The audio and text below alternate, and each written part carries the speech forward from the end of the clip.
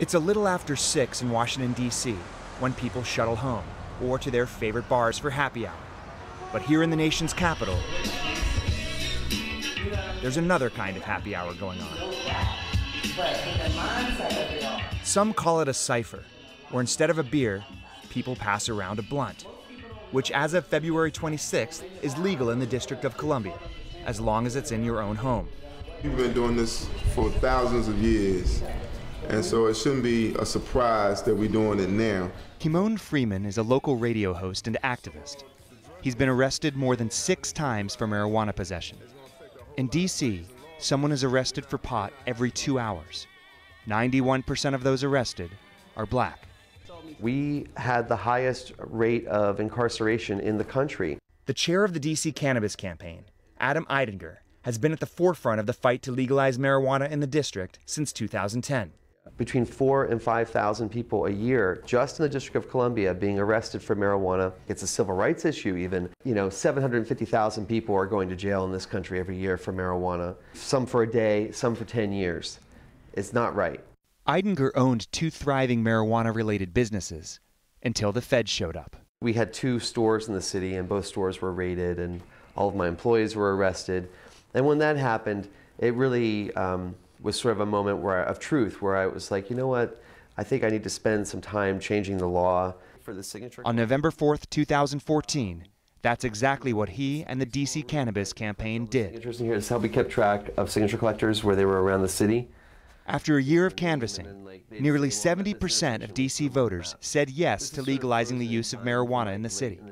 Okay, so these are recently germinated cannabis seeds.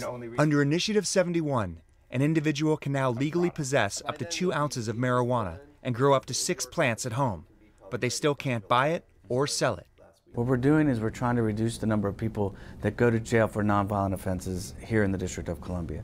D.C. City Council member David Grosso was in favor of Initiative 71, but he is concerned. Frankly, right now, anybody can go into anyone else's house and sit down and smoke marijuana or eat an edible, and there's no real regulation around that. He and his staff wrote up a bill that allowed pot to be sold, but also taxed and regulated. So all of this seems like a good idea. So why isn't it happening? Why has it been so difficult to pass? Well, there's a lot of reasons for that. Certainly Congress is one of them. Because Washington, D.C. is not a state and has no voting power in the House or Senate, a few members of Congress do have the power to block any legislation in the city, despite a popular vote.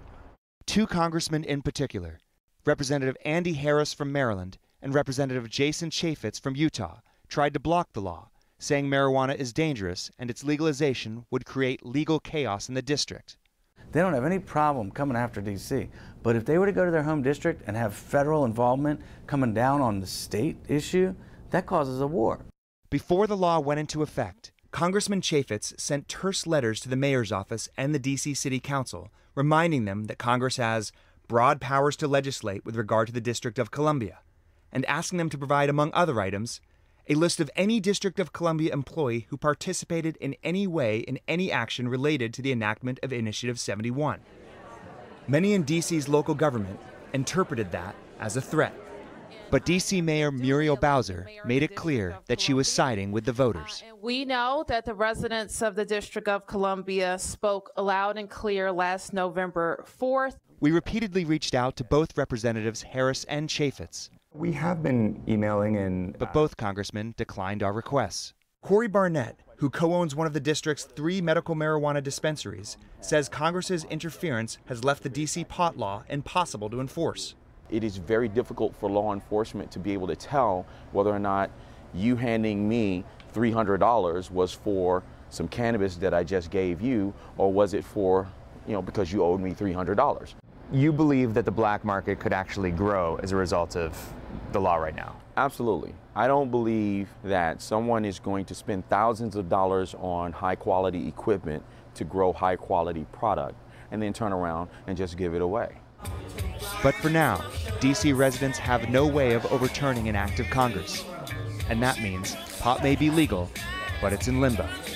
Christoph Putzel, Al Jazeera, Washington, D.C.